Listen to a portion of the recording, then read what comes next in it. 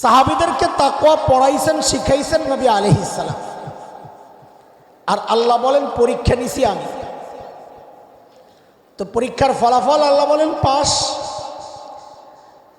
কিন্তু আল্লাহ জানেন ওই শেষ জমানায় কিছু দুষ্ট লোক বের হবে, যারা সাহাবীদের দোষ তালাশ করবে, খোঁজে খোঁজে বের করবে, এমন লিখনি তৈরি করবে যে সাহাবীদের বিদ্বেষ হয়ে যায়, মানুষের দিলের মধ্যে বিদ্বেষ তৈরি হয়।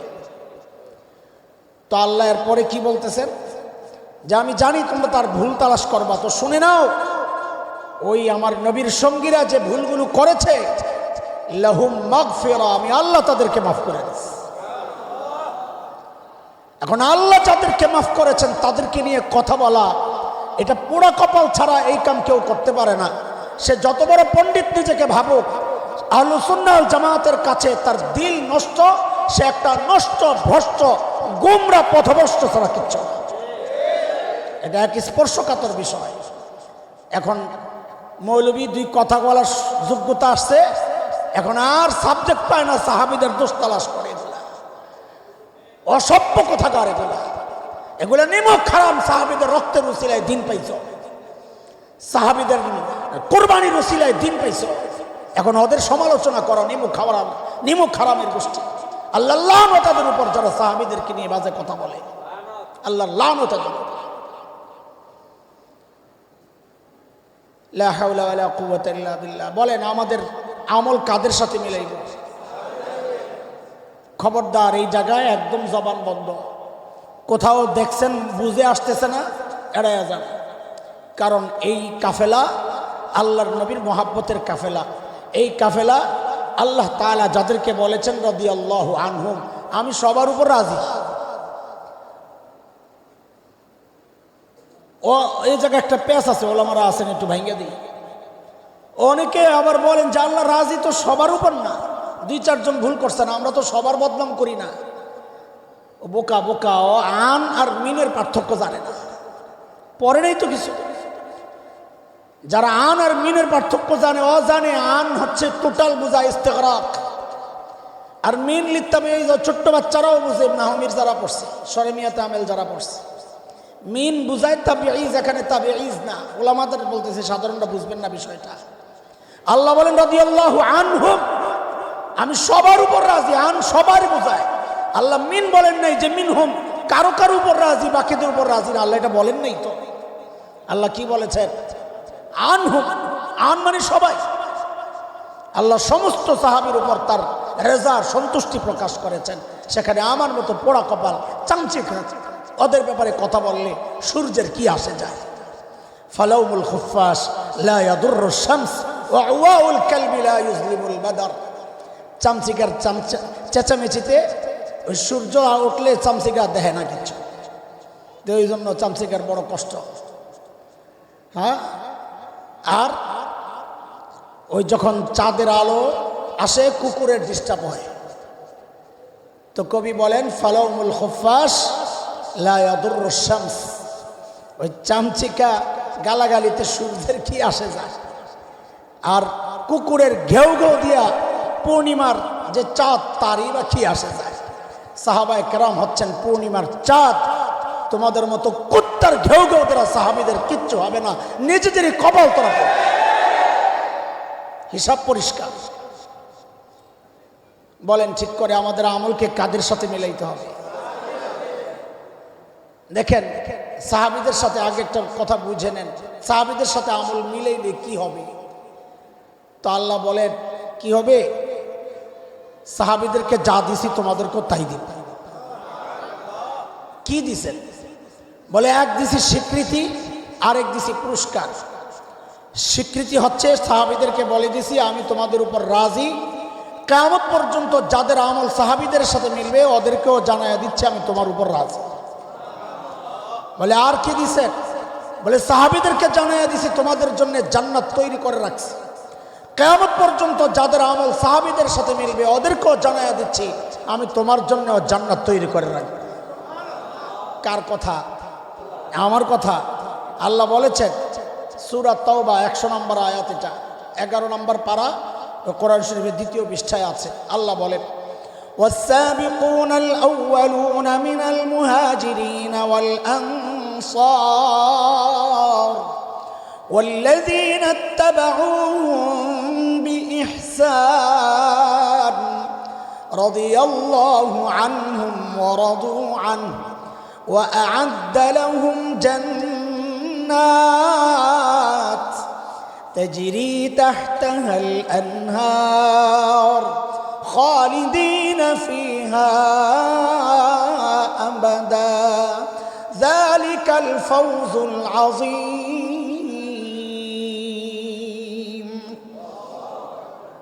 জান্নাতে যেতে চাই তো কাদের অনুসরণ করতে হবে বলেন কাদের আল্লাহর সন্তুষ্টি চাই তো কি করতে হবে সাহাবীদেরকে নিয়ে সমালোচনা চালাবো ইনশাআল্লাহ নাউজুবিল্লাহ বলে না জিনা বইলা বসে আছে বড় স্পর্শকাতর বিষয় একদম জবান বন্ধ খবরদার চলে দেখেন সাহাবীদের সাথে আমাদের আমল হুবহু মিলবে না কেন মিলবে না বলে কেন মিলবে মিয়া আমাকে আপনাকে সেজদা শিখাইছেন আমাদের ওস্তাদ আমাদের মা বাবা আর সাহাবীকে সেজদা শিখাইছেন মুহাম্মদুর রাসূলুল্লাহ সাল্লাল্লাহু আলাইহি ওয়াসাল্লাম কেমনে মিলবে এটা সম্ভব না তো বলে এতক্ষণ কি বললে মিলানোর কথা বলে আসলে বলা হয়েছে মিলবে না আমাদের বড়দের একটা কথা আছে বলে মিলবে না আমাদের চেষ্টা থাকবে কাছাকাছি যাওয়া বলে কাছাকাছি গেলে বলে হিসাব সোজা দুনিয়ার জিন্দেগিতে সাহাবীর যত কাছাকাছি যেতে পারবো হাসরেও আল্লাহ সাহাবীর তত কাছাকাছি আমাকে উঠায়া দিবেন দুনিয়ায় দূরত্ব যত হাসরেও দূরত্ব তত হিসাব সোজা কে কতটুকু কাছে সাহাবীদের যেতে চাই দুনিয়ায় সাহাবীর তত বেশি অনুসরণ অনুকরণে নিজের জীবনকে সাজাই সাহাবীর সাথেই আল্লাহ হাসরে উঠাবেন ইনশাআল্লাহ সাহাবীদেরকে যে ধরব আসেন কত দূর দৌড়টা কোন স্পিডে দেব আগে দূরত্ব দেখা লাগবে না তার জন্য ছোট্ট একটা উদাহরণ দিই তারপর আমাদের মূল পয়েন্টটায় যাব ইনশাআল্লাহ দেখেন ছোটবেলায় আমরা লেখাপড়া করছি একটু আধটু খেলাধুলাও তো করছি নাকি হ্যাঁ এ ভাই খেলেন নাই মিশা কথা কইবেন না কথা বলেন আরে আমি তো খেলছি এত ডরান কেন এখন মাতালারা ভাই খেলছেন না হুজুর খেলছে আরে আমি যখন খেলছি তখন কি আর হজরত মাওলানা আরো কি আছে জানি শায়েখ হাসান জামিল সাহেব ছিলাম নাকি তখন তো ছিলাম হাসান নাই খেললে কি সমস্যা কিন্তু লেখাপড়াও করছি আমি আমার সময়ের সেরা ছাত্র ছিলাম আমার ক্লাসে আমি সব সময় ফার্স্ট হয়েছি লেখাপড়াও করছি খেলাধুলা করছি এখনকার বাচ্চারাও লেখাপড়া করে খেলাধুলাও করে পার্থক্য হইল আমরা করতাম লেখাপড়া ফাঁক পাইলে একটু পড়তাম খেলতাম লেখাপড়া করতাম ফাঁক পাইলে খেলতাম আর এখনকার বাচ্চারা চায় সারাদিন মোবাইল টিপবে খেলবে ফাঁক পাইলে পড়বে কথা বলেন আমরা পড়ার ফাঁকে খেলছি মাদ্রাসার ছাত্ররা আছে না কে সরে বেকায় পড়ো এরকম কে আসো হাতটা সরে বেকায় পড়ো বা পড়ছ সরে বেকায় পড়ো বা পড়া হয়ে গেছে ওলামায় আরো ওলামারা নাই যারা দাওরা পড়ছেন এরকম বেশি তো না একদম অল্প একদম কম ঠিক আছে এখনকার বাচ্চারা আমাদের একটা কিতাব আছে সাহিত্যের মাকামাতে হারিরি এখন তো তর্জমাই পোলাবেন্ডে পড়ানো যায় না ভালো করে তর্জমাই অর্থই পারে না অথচ আমাদের জিন্দেগি গেছে কিসের তর্জমা আগাগোড়া মুখস্থ এবারত মুখস্থ আমি তো মাঝে মাঝে বলতাম যে আমি যদি মাকামাত দিয়ে তারাবি পড়াই কেউ টের পাইব না হ্যাঁ কি কোরআন শরীফ পড়ে না অন্য কিছু পড়ে আলা আদনি ওয়া ইন আগমাদানি আল ফাতিনুল মুতাগাবি ওয়া নাদহানিল মুহিব্বুল মাহাবি লা আকাদু আখলুস মিন উমরিন জাহিল আও দি গমরিন মুতাজাহিল ইয়াদউ আন্নি লিহাযাল ওয়াদি'i ওয়া ইউনাদ্দিদু বিআন্নাহু মিন মানাহিয়াশ শার'i ومن نقد الأشياء بعين المعقول وأنعم النظم في مباني الأصول نظم هذه المقامات في سلك الإفادات وسلكها مسلك الموضوعات عن العجماوات والجمادات الله أكبر আরে রুকু দিলাম বেটা মাকামাত দিয়ে তারাবি বইলে কেউ টের পাইব না এখন বলবেন কি লেখাপড়া করে অর্থই জানে না দেখেই পড়তে পারে হুজুর বলছে আসল কথা দেখেই পড়তে পারে তো জমানা গেছে যে আমরা লেখাপড়া করছি খেলছি খেলি নাই মানা করি না ঠিক সাহাবীদের সাথে আমাদের পার্থক্যের মৌলিক একটা পয়েন্ট এইরকম সাহাবায়ে কেরাম আখিরাতের কাজ করছেন দুনিয়ার কাজও করছেন করেন নাই বকরি চড়ান নাই খেজুর বাগানের পরিচর্যা করেন নাই ব্যবসা করেন নাই করেছেন আখিরাতের কাজও করছেন আমরাও দুনিয়ার কাজ করি আখিরাতের কাজও করতেছি যে আজকে বৃষ্টির মধ্যে আইছি অশুনতে তো পার্থক্য কি ওই আগের মতো সাহাবায়ে কেরাম করতেন আখিরাতের কাজ ফাঁক পাইলে করতেন দুনিয়ার কাজ তাও এটারে সুন্নত তরিকায় কইরা ওই দুনিয়ার কাজটারও আখিরাতের কাজ বানাই নিতেন আর আমরা করি দুনিয়ার কাজ মাঝে মধ্যে ফাঁকে ফাঁকে যে আখিরাতের কাজ করি ওইটার মধ্যে বেদাত আর ভেজাল ঢুকাইয়া ওই আখিরাতের কাজও বরবাদ করে লাগে কথা ঠিক সাহাবীদের সাথে আমাদের মৌলিক পার্থক্যের একটা পয়েন্ট বললাম আরো হাজারো পার্থক্য আছে একটা পার্থক্য বললাম ভাইও আল্লাহ তাআলা আমি যে আয়াত পড়েছি শুরুতে আল্লাহ দুইটা বিষয়ের হুকুম করছেন মনে আসেনি কথা এক হচ্ছে আল্লাহকে ভয় করা আরেক হচ্ছে আখিরাতের পুঁজি সঞ্চয় করা দেখেন আল্লাহকে ভয় করার মানে আমরা একটা বুঝি আল্লাহর ভয় গুনাহ ছেড়ে দেওয়া এটাই তো কিন্তু আল্লাহ তাআলা শেষে আবার বলছেন আমলের পরে আবার বলছেন আল্লাহরে ভয় করা মানে আমল কইরাও ভয় করা এই নমুনা দেখাইছেন সাহাবায়ে কেরাম আমি একটা উদাহরণ দিই আপনাদেরকে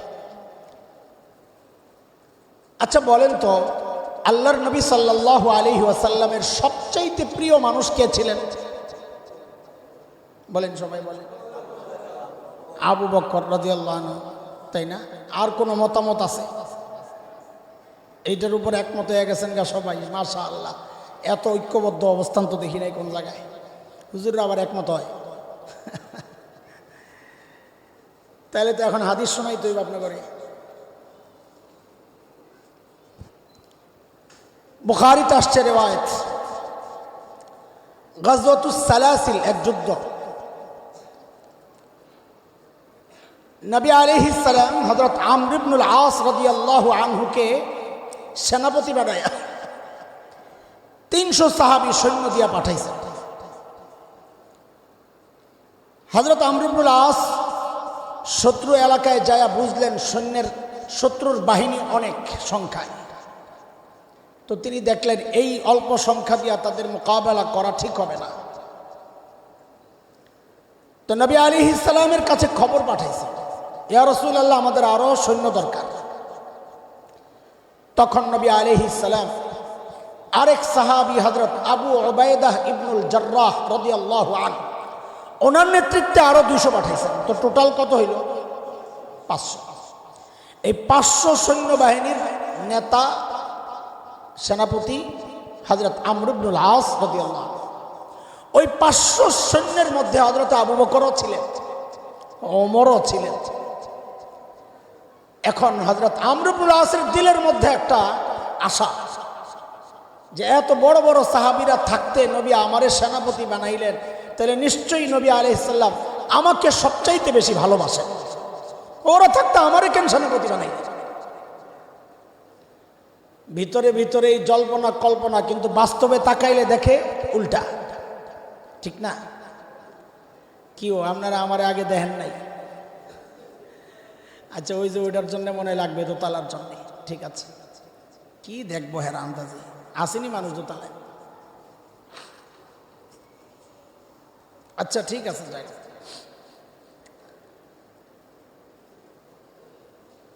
হযরত আমর ইবনুল আস রাদিয়াল্লাহু আনহুর ভেতরে ভেতরে একটা ঘুরতেছে কেন কিন্তু বাস্তবে দেখে মিলে না তো এই বাস্তবতার ভেতরের চাওয়া দুইটার সংঘর্ষ, বলে এত দরকার কি, নবী আলাইহিস সালাম আছেন তো, জিজ্ঞেস করলেই তো হয়। তো গিয়ে জিজ্ঞেস করতেছেন, ইয়া রাসূলুল্লাহ আইয়ুন নাস আহাব্বু ইলাইক, ওগো আল্লাহর হাবিব, আপনার কাছে সবচেয়ে প্রিয় কে, সবচেয়ে প্রিয় কে? তো প্রশ্ন তো করছেন, কিন্তু ভিতরে ভিতরে তো আশা, এখন আমার নামটাই তো আসবে। নবী আলাইহিস সালাম বলেন, আয়েশা, আমার কাছে সবচাইতে প্রিয় আয়েশা। এবার ঠিক করে বলেন তো, আল্লাহর নবীর সবচেয়ে প্রিয় কে? আরে বুখারীর রওয়ায়াত, সন্দেহ করেন না, বলেন আল্লাহর নবীর সবচেয়ে প্রিয় কে? না, বলেন যে আম্মা জান আয়েশা। বলেন, আমার মায়েদের নাম সম্মানের সাথে নেবেন। ওই বেয়াদবদের মতো জেনতেন করে আমাদের মায়ের নাম নেওয়া যাবে না, জেনতেন করে আমার মায়ের কথাগুলো বলা যাবে না। আমাদের সর্বোচ্চ সম্মানের জায়গা এটা। তো বলেন আল্লাহর নবী সবচেয়ে প্রিয় মানুষ কে ছিলেন? সাহাবী তো একটু ধাক্কা খাইছে, খাইয়া আবার নিজেরে নিজে সামলাইছেন, বলে ও এটা তো মেয়ে ক্যাটাগরির, পুরুষ তো রয়ে গেছে। ঠিক এই প্রশ্নটাই করছেন, ইয়া রাসূলুল্লাহ মিনার রিজাল, এই তো গেল মেয়েদের মধ্যে, ছেলেদের মধ্যে আপনার সবচেয়ে প্রিয় কে? মনে করছে এবার তো আমার নাম রাইব। আল্লাহর নবী সাল্লাল্লাহু আলাইহি সাল্লাম জবাব দিলেন, আবুহা, আয়েশার বাবা আবু বকর 2 নম্বরে। খাইছেন নি আবার ধাক্কা? ধাক্কা খাইয়া চিন্তা করতেছেন, আবু বকর ওই আল্লাহর বান্দা, হিসাব আলাদা, ও বেটার লগে মিল করে খামাকা লাভ নাই। এরপরের পোস্টটা পাই কিনা দেখি। তো আবার জিজ্ঞেস করছেন, ইয়া রাসূলুল্লাহ সুম্মা মান, এরপর কে? নবী বলেন ওমর। সাহাবীদের কাহিনী কি? বুখারীর শব্দ হচ্ছে ওয়াদ্দা রিজালা, মানে আরো অনেক জিজ্ঞেস করছেন, সুম্মা মান সুম্মা মান সুম্মা মান। নবী খালি কন ফুলা ফুলা, অমক অমক অমক। শেষে সাহাবী কি বলেন, ফাসাকাততু মাখাফাতা আন ইয়াজআলানি ফি আখিরিহিম, আমি এই ডরে চুপ হয়ে গেছি, আল্লাহ যেভাবে চলতেছে না জানি আমার নাম সবার শেষে পড়ে কিনা, তার চেয়ে চুপ থাকি, মাঝামাঝি থাকার একটা সম্ভাবনা তো আছে। হাদিস পুরাটা শোনাইলাম, এটা আমার জরুরত ছিল না যেহেতু হাদিসটা। এইবার ঠিক করা জবাব দেন, আল্লাহর নবী সাল্লাল্লাহু আলাইহি সাল্লামের সবচাইতে প্রিয় মানুষ কে ছিলেন? আবার কয়সা কি খাবে? আরে শুনেন না, কোরআনে আসছে সূরা আহজাবে, আন-নাবিয়্যু আওলা বিল মুমিনিনা মিন আনফুসিহিম ওয়া আজওয়াজুহু উম্মাহাতুহুম, নবীদের বিবিরা উম্মতের মা। কে বলছেন এটা? কই আছে কোরআনে? বলেন কই আছে? কাজে আপনি যতবার মায়েদের নামের সাথে আম্মাজান বলবেন ততবার কোরআনের উপর আমল হইতেছে না। তো কোরআনের উপর আমল হলে সওয়াব হয় কি হয় না? বলেন হয় কি হয় না? তার মানে আম্মাজান যতবার বলবেন তত সওয়াব হবে আপনার, কেন আপনি কোরআনের উপর আমল করতেছেন, কোরআনের বক্তব্যের উপর। এই জন্য নবীদের বিবিদের নাম যখনই নিব সাথে কি বলবো? মনে থাকবে তো ইনশাআল্লাহ। এই গেল আমার মায়ের দুনিয়ার মর্যাদা। কি মর্যাদা পাইলাম? আল্লাহর নবীর সবচাইতে কথা বলে। ওই তোরা কি কথা কবি নাকি? মুরব্বী কথা বাদ দিয়ে পোলাবেন, তোরা কথা কইতে পারস না, আমি তো মুরগি বানাই দেবো, মেজাজ খারাপ। বলেন আল্লাহর নবীর সবচাইতে প্রিয় কে? এটা হচ্ছে আমার মায়ের দুনিয়ার মর্যাদা। আসমানের উপরে মর্যাদার কি অবস্থা? তো চলেন আরেক যুদ্ধের গল্প শোনাই, তাও বুখারীতে আসছে, এটা অনেক হাদিসের কিতাবই আসছে, বুখারীতেও আছে। এক যুদ্ধ গজওয়াতুল মুরাইসিয়া, যার আরেক নাম হচ্ছে বনুল মুস্তালিক। ওই যুদ্ধ থেকে ফেরত আসার সময় এক জায়গায় রাত যাপন করবেন, একটু বিশ্রাম নেবেন, তাবু গাড়া হয়েছে। তো শেষ রাতে নবী আলাইহিস সালাম ঘোষণা দেওয়াইলেন যে আমরা এখন রওনা দিব, কাফেলা রেডি করো, যার যার জরুরত আছে ওযু ইস্তেনজার সেরে নাও। আল্লাহর নবীর একটা অভ্যাস ছিল, ওই সফরে একজন বিবি সাথে থাকতেন। তো ওই সফরে ছিলেন আম্মা জান আয়েশা। কে? আম্মা জান আয়েশাও গেছেন জরুরত ছাড়ার জন্য একটু দূরে। আল্লাহ কাজটা সেরে আসছেন তাবুতে, তা আম্মাজান নিজেই বলেন মাসাহতু সদরি, আমি আমার বুকে হাত দিয়ে দেখি গলায় যে হারটা ছিল ওই হারটা নাই, পড়ে গেছে কোথাও। তা আম্মাজান বলেন আমি হার তালাশ করার জন্যে আবার ওদিকে গেলাম। এই মায়ের ব্যাপার খুব স্পর্শকাতর জায়গা। কথা বলার সময়, বুঝার সময় সর্বোচ্চ সতর্কতার সাথে বলা এবং বুঝা। এখানে একটা ঝামেলা আসতে পারে, সেই ঝামেলাটা ক্লিয়ার করে দিই যেন কারো ভেতরে খসখস না থাকে। আমার মায়ের ব্যাপার কিন্তু সেটা হচ্ছে দুনিয়ার এত মহব্বত যে হার হারায় গেছে এটা তালাশ করার জন্য গেলেন গা, এইটা যেন কারো চিন্তায় না আসে। কেন? কারণ ওই হারটা আম্মাজানের নিজের ছিল না, এটা যাওয়ার সময় একজন থেকে উদার নিছিলেন, হাওলাত নিছিলেন। যেহেতু আরেকজনের জিনিস, এটা তো ফেরত দেওয়া জরুরি, ওই কারণে আম্মা হার তালাশ করতে গেছে।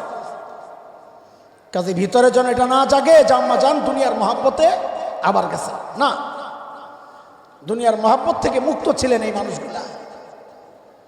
মায়ের ব্যাপার অনেক অসভ্য আছে, মায়েদের ব্যাপারে যে মন্তব্য করে, বক্তব্য দেয়, নিজের পণ্ডিতি দেখাইতে যায় মাদের বিষয়গুলো এমনভাবে উপস্থাপন করে, এইভাবে তার নিজের মায়ের ব্যাপারে উপস্থাপন করলেও সে খেপে যেত। কিন্তু আমার নবীর স্ত্রী, আমার মা, আমার মায়েদের কিনে সে এমনভাবে কথা বলে, ওই বেয়াদব আল্লাহ তাআলা তাকে হেদায়েত নসিব করুক। কারণ এইভাবে অব্যাহত থাকলে আমি নিশ্চিত সে আল্লাহর গজবের সম্মুখীন হবে যদি তওবা না করে। এটা মায়েদের ব্যাপার। খবরদার, খবরদার, খবরদার, খবরদার। তা আম্মাজান ওখানে গেছে, হার তালাশ করতে করতে করতে করতে লম্বা টাইম। তখন তার টর্চ লাইট নাই, মোবাইলে লাইট নাই যে দেখা লাগবে, আন্দাজি খালি হাতড়াইছেন, খুঁজছেন অন্ধকারের মধ্যে। যখন আসছেন জায়গায়, এসে দেখেন যে নবী আলাইহিস সালাম কাফেলা নিয়ে চলে গেছেন, জায়গা পুরা খালি, ময়দান খালি। এই আমি একটা কথা জিজ্ঞেস করি, খুব সূক্ষ্ম বিষয়, মনোযোগ সহ শুইনা জবাব দিয়ে দেখেন। আমরা তো দায়িত্বশীল স্বামী না, স্ত্রীর সব হক আমাদের দ্বারা আদায় করা হয় না, এটাই বাস্তবতা।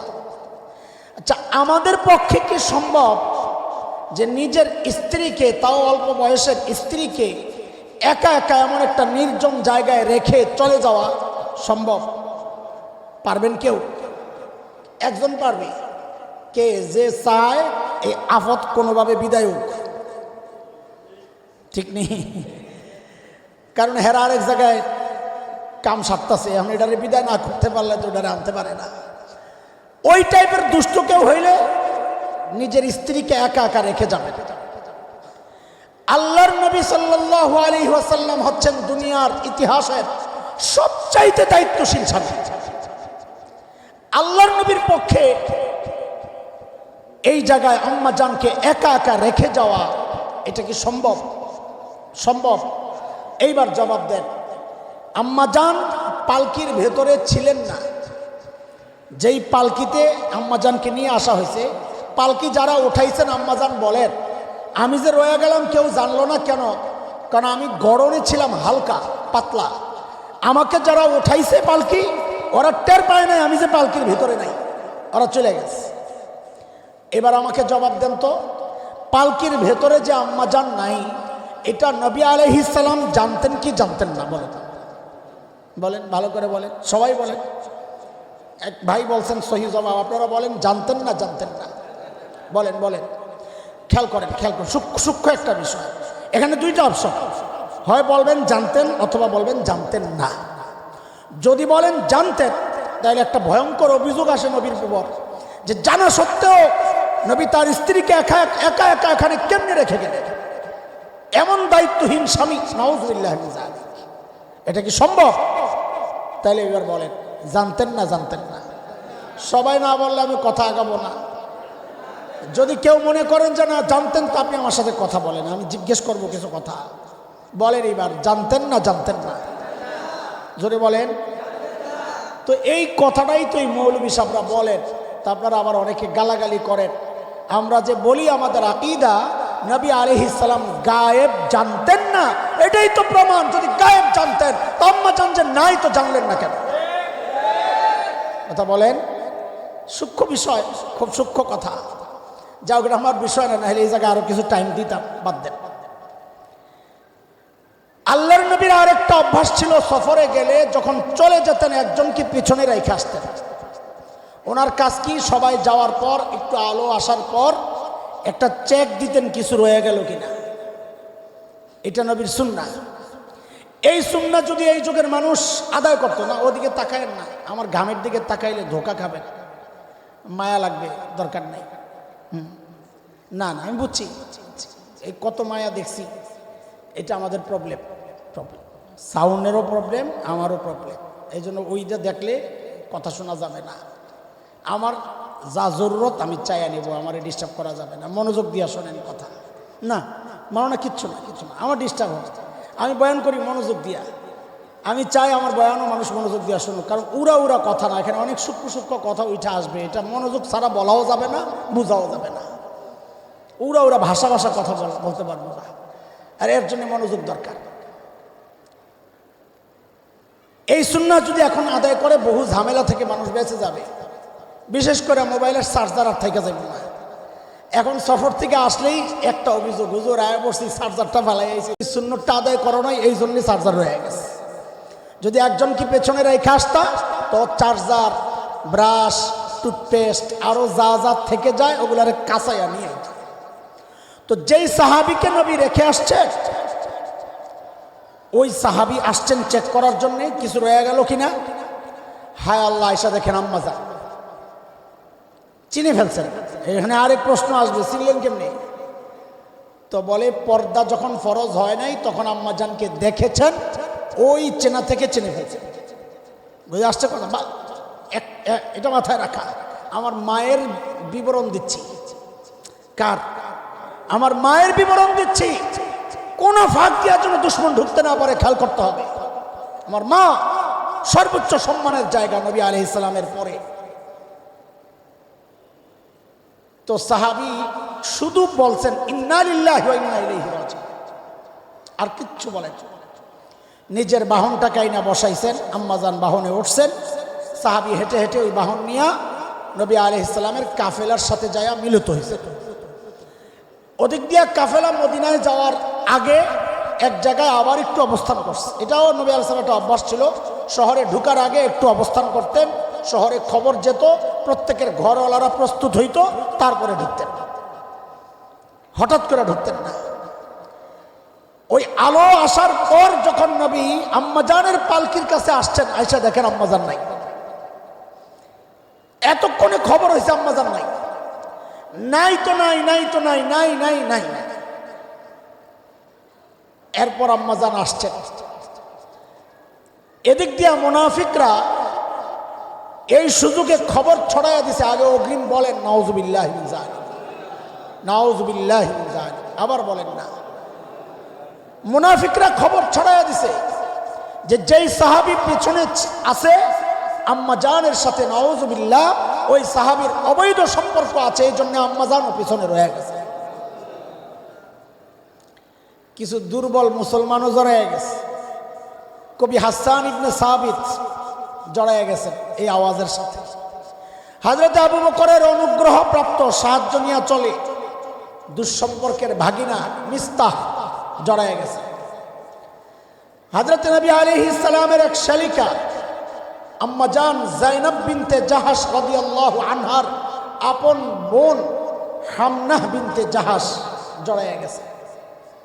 পুরা মদিনা গরম, এইটাই চলতেছে টক অফ দ্য টাউন। পুরা শহরের আলোচনার মূল বিষয়টা কি হলো এটা? মুসলমান বলে ভাই জানি না, মুনাফিকরা খবর ছড়াইতেছে খালি। কিন্তু আম্মাজান কিছুই জানেন না, কি হয়েছে ঘটতেছে কিছুই জানেন না। কেন জানেন না? টাচ মোবাইল আসিল না। কেন জানেন না? ফেসবুকে পোস্ট আসে নাই, তো নিউজ আসে নাই, এই জন্যে জানেন না, আল্লাহ বাঁচাই।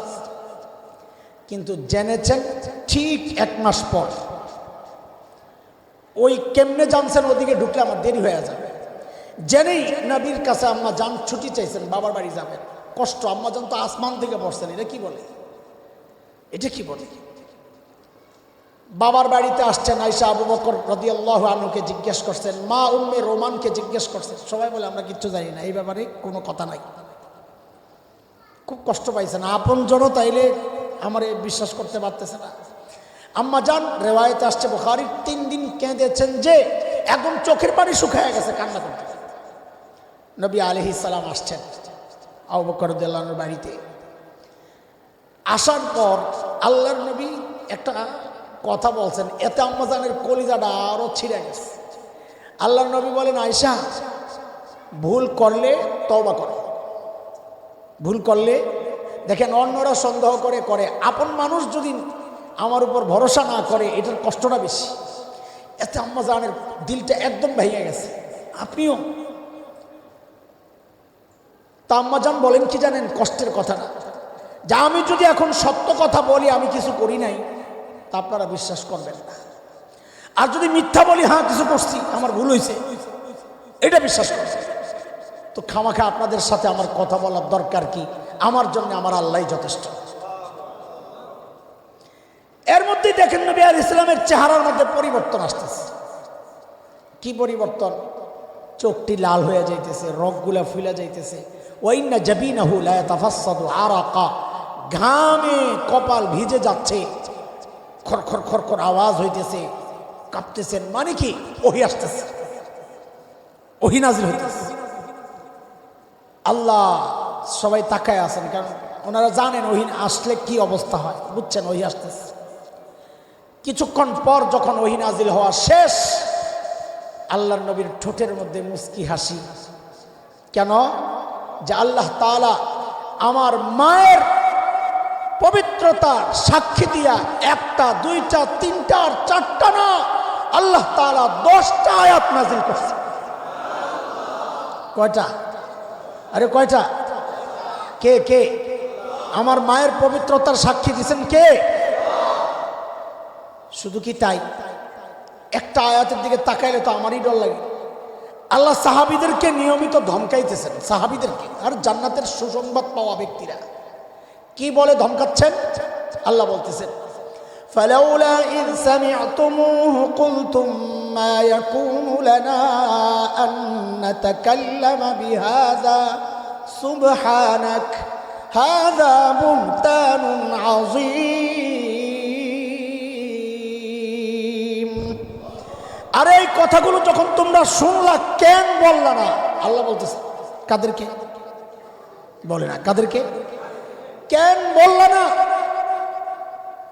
যে এই বিষয়ে আমাদের কথা বলা উচিত না? কেন এটা বললা না? আল্লাহ পবিত্র, তার নবী পবিত্র, নবীর স্ত্রী পবিত্র, এটা হইতে পারে না। কেন বললা না হাযা বুহতানুন আযীম, এটা ভয়ঙ্কর অপবাদ? এই কথা কেন বললা না? আল্লাহ শাসাইতেছেন রীতিমতো সাহাবীদেরকে। কার পক্ষ নিয়া? কার পক্ষ নিয়া?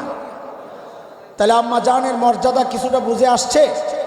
দুনিয়ায় মর্যাদা আল্লাহর নবীর সবচাইতে, কথা বলে না, সবচাইতে প্রিয়। আসমানে মর্যাদা যার পবিত্রতার সাক্ষী আল্লাহ নিজে দিয়েছেন। এত বড় মানুষ, আমলের কোনো ত্রুটি থাকার কথা বলেন, তাকওয়ার কোনো প্রবলেম থাকার কথা। ও দেখেন সাহাবীদের তাকওয়া দেখেন কাকে। ওই আম্মা জান একদিন নামাজে দাঁড়াইছে, রাতের নামাজ, তাহাজ্জুদে। ও যুবক খেয়াল করো, মুরব্বী খেয়াল করেন, বাবা তাহাজ্জুদে দাঁড়াইছে, দাঁড়ায়া কোরআনের কারীমের তিলাওয়াত করতেছেন। এর মধ্যে হঠাৎ একটা আয়াত আসছে, তিলাওয়াতের লাইনে পড়ছে কি, ওয়াবাদা লাহুম মিনাল্লাহি মা লাম ইয়াকুনু ইয়াহতাসিবুন। হায়, এই আয়াত পড়ে আম্মা জান কান্না শুরু করছে। আবার পরের অর্ধেক আসেন তো ঢুকরে কেঁদে ওঠেন। কখনো আয়াত শেষ করতে পারেন, কখনো পারেন না, কান্না করতেছেন করতেছেন কমতেছেন। আরে আয়াত শেষ করতে পারেন না, নামাজও শেষ করতে পারেন না, রাত প্রায় শেষ, আম্মাজান কাঁদতেছেন। কিরে ভাই, কি আছে আয়াতে আম্মাজান এইভাবে কাঁদতেছেন যে? হ্যাঁ, আরে আয়াত তো আমার সামনে দিয়ে কত শতবার গেছে, যেহেতু আমি হাফেজ, কত শতবার পড়ছি, কত হাজারবার পড়ছি। কিন্তু এই ঘটনা না পড়ার আগ পর্যন্ত আমার দিলেও তো কোনো কিছু টাচ করে না, খুব স্বাভাবিক মনে হয়েছে। কি আছে আয়াত? আল্লাহ বলতেছে ওয়াবাদালাহুম মিনাল্লাহ, হাসরের মাঠে আল্লাহর পক্ষ থেকে কোন কোন বান্দার এমন পরিচয় প্রকাশ পাবে মা লাম ইয়াকুনু ইয়াহতাসিবুন, যার কল্পনাও সে দুনিয়াতে করে নাই। দুনিয়ায় এক পরিচয় ছিল, হাসরে যায় দেখে পরিচয় পাল্টায় গেছে। আরে এই আয়াত পড়ে আম্মাজান কেন কান্না করবেন? আম্মাজানের মাথায় ঢুকছে, হারি দুনিয়ায় তো আমার পরিচয় আমি আবু বকরের মেয়ে, দুনিয়ায় তো আমার পরিচয় আমি নবীর স্ত্রী। হায়, হাসরের মাঠে দাঁড়ায় যদি দেখি আমার পরিচয় পাল্টায় গেছে, তখন কি হবে আমার? আম্মাজান কাঁদতেছে। এইভাবে কোনোদিন ভাবছে? আমরা তাকওয়া মনে করি, খালি গুনাহ থেকে বাঁচারে তাকওয়া মনে করি। আরে যেই মানুষরা গুনাহ নাই আল্লাহ মাফ করে দিছে, হয়ও নাই, কোনো নজির নাই আম্মাজানের গুনার। যেই মানুষটার পবিত্রতার সাক্ষী আল্লাহ নিজে দিয়েছেন, যেই মানুষটা আল্লাহর নবীর সবচেয়ে প্রিয়, তিনি এইভাবে ভাবতেছেন আর কাঁদতেছেন। আর আমাদের মতো জালিমরা হাসতেছি, তামাশা করতেছি, গল্প গুজবে মেতে আছি, আড্ডায় মেতে আছি। একটু কোনোদিন এই চিন্তা আসছে যে হারে আল্লাহর সামনে দিয়া তো যাওয়া লাগবে, যাওয়ার সময় যদি ফরমান জারি হয়ে যায় ওয়াকিফুহুম ইন্নাহুম মাসউলুন, আরে ধর, আরে আটকা, আর জিজ্ঞেস করা লাগবে। যদি আটকায়া দেয়, আমল নামা যদি খোলা হয়, তো গন্ধ ছাড়া তো কিচ্ছু বের হবে না, তখন তো আরেকটা প্রজ্ঞাপন জারি হয়ে যাবে। দুনিয়ায় তো বুজুর্গদের সাথে বসে আছি, আল্লাহ কিচ্ছু বলেন না, বলে যা ইচ্ছা কর। সেদিন কিন্তু আমল নামার এই ভেতরের আমল নামা প্রকাশ পাওয়ার পর সেদিন কিন্তু আর এইভাবে আল্লাহ ওয়ালাদের সাথে মিলেমিশে থাকার সুযোগ নাই। সেদিন হুকুম চলে আসবে কি, ওয়ামতাজুল ইয়াওমা আইয়ুহাল মুজরিমুন, এরে অপরাধীরা, আজকে আর আমার নেককার বান্দাদের সাথে থাকার কোনো সুযোগ নাই।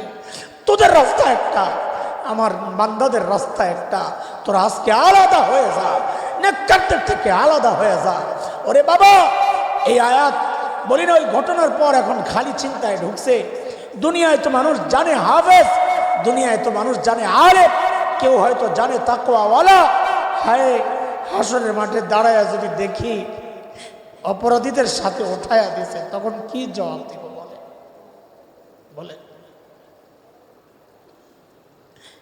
হাজী সাহেব এখন তো ভাবতেছেন, হাজী হাসরে যদি উঠা দেখেন আল্লাহ পাজিদের সাথে উঠায় দিছে। এখন ভাবতেছেন জালেম আলেম, হাসরে যদি উঠা দেখেন আল্লাহ জালেমদের সাথে উঠায় দিছে। আছে কোনো চিন্তা? বরং ভাবতেছি কয়টা জান্নাত জানি আল্লাহ বানায় রাখছে আমার জন্য। আরে আমল কবুল হইলে আমার আপনার চেয়ে অনেক বেশি আমল ইবলিসের ছিল, অনেক বেশি আমল। ও শুধু ও জাহান্নামে যাবে না, ওরে যারা মানবে তারাও জাহান্নামে যাবে। কই কিয়া বলি আমল দিয়া? কোন ভরসায় হাসি তামাশায় লেগে আছে? কোন ভরসায়? ওই জন্য আল্লাহ বলতেছেন, বান্দারে যদি আমার সাথে ইমানের সম্পর্কটা টিকা রাখতে চাও তো আখিরাতের পুঁজি তো বানাবা। পুঁজি বানায়ও নিশ্চিন্তায় বসে থাকো না, দিলের মধ্যে সবসময় যেন ওই অস্থিরতা কাজ করে, যাহারে যদি কবুল না হয় তো আমার উপায় কি হবে? আল্লাহ